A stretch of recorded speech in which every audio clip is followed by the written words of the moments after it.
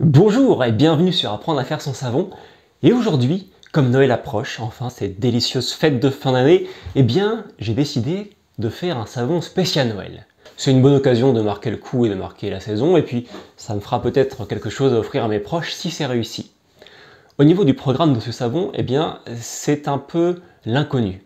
En effet, je vais faire d'une part une recette que je n'ai jamais faite encore, à base d'olives, de colza, de coco, cacao et beurre de karité. D'autre part, il va aussi y avoir un parfum que je n'ai jamais utilisé, une fragrance nouvelle et qui va probablement accélérer la trace de mon mélange.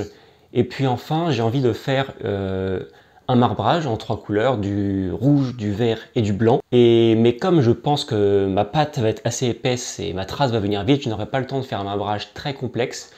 Donc je vais faire un marbrage qui est simple, et un marbrage qui va être un peu aléatoire dans sa façon de faire, et d'ailleurs j'ai envie de l'appeler le marbrage Gloubi-Boulga. Mais ça va donner quand même un résultat intéressant. Je crois que tout est dit pour cette introduction, donc passons tout de suite à la recette. Et on commence par peser les huiles. Alors il y a deux huiles liquides, l'huile d'olive et l'huile de colza que je pèse là, et ensuite on a 3 beurres solides, beurre de karité, beurre de cacao et huile de coco. Donc je vais mettre tout ça au bain-marie pour que les beurres puissent fondre et devenir bien liquides. En attendant que ça fonde, je prépare mes colorants, puisque je vais utiliser du blanc, du vert et du rouge. Donc je les mets dans 3 petits pots et je les dilue dans un peu d'huile que j'ai prélevé dans ce qui est en train de fondre au bain-marie. Comme ça, c'est déjà dilué dans l'huile que je vais remettre après dans les pots. Ça rajoute pas d'huile et ça se mélange beaucoup plus facilement par la suite.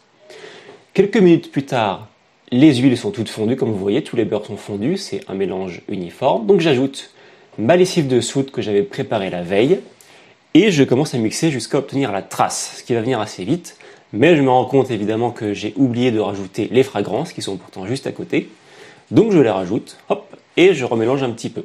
Donc ça va épaissir assez vite, parce que les fragrances que j'utilise épaississent, et qu'en plus de ça, j'ai beaucoup de beurre qui ont tendance donc à faire accélérer la trace. Bref, une fois que la trace est arrivée, j'ai séparé ça dans 3 pots et j'ai coloré chaque pot d'une couleur différente pour faire mon petit marbrage, comme vous avez vu sur le savon en début de vidéo. Un pot vert, un pot rouge et un pot que je voulais blanc, mais qui sera pas très blanc, il sera plus un jaune un peu pâle. Mais bon, ça fait l'affaire. Ça fait l'affaire, j'avais plus assez de produits. Donc voilà, donc on mélange bien tout ça.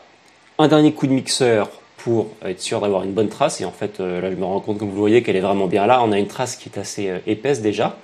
Donc je ne m'attarde pas, je remets le rouge et le vert dans le blanc pour faire une sorte de globi-boulga. C'est un des marbrages les plus simples qui existent, c'est de vraiment tout mélanger dans un seul pot et de mettre tout ça dans le moule. Et pour terminer le fond des pots, je mets le reste sur le savon, et après je vais faire une petite touillette avec une baguette chinoise pour qu'il y ait un motif un peu sympa, et voilà, ça permet de finir le fond des 3 pots tout en ayant un petit dessus un petit peu décoré. Voilà, j'ai fait ça un peu vite fait, j'aurais pu faire ça un peu mieux quand même, je me rends compte maintenant en vidéo, c'est quand même pas très très beau. Bref, ce savon n'est pas un SAF, un saponification à froid, mais un safour, saponification au four.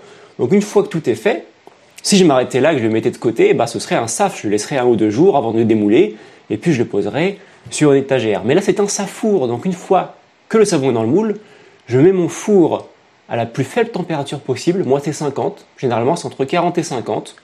Donc vous mettez votre four à cette température, vous mettez votre moule dans le four et vous laissez ça 2 ou 3 heures.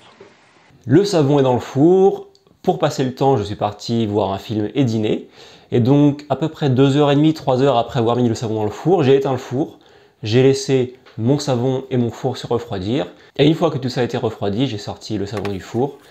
Il s'est démoulé extrêmement facilement, il était effectivement complètement saponifié, j'ai fait un test, j'ai testé le pH et il était bon, donc la saponification est terminée, le savon s'est découpé très facilement, il a encore une odeur assez présente, donc ça c'est bien, j'avais peur que l'odeur s'en aille un peu à cause de la chaleur du four, mais l'odeur est là, il est comme vous le voyez, comme vous l'avez vu, il est très globi-boulga dans son marbrage, mais il a les couleurs de Noël et l'odeur de Noël, et ça, c'est beau. Voilà donc pour ce savon de Noël maison en safour et cette première expérience du safour, très intéressante. Je pense que je la réutiliserai notamment si je suis un peu en retard pour faire un savon, parce que c'est assez pratique. Une fois sorti du four, pim, c'est déjà prêt. Quoi qu'il en soit, j'espère que de votre côté, ça vous donne des idées, envie de faire un savon de Noël, envie de commencer à faire du savon. Si vous n'avez pas encore commencé à faire du savon et que ça vous intéresse, vous avez dans la description un lien vers un guide que j'ai écrit qui vous explique étape par étape tout ce qu'il faut faire pour créer son premier savon. Comme ça, vous êtes guidé. Dans tous les cas, amusez-vous bien, savonnez bien et à très bientôt.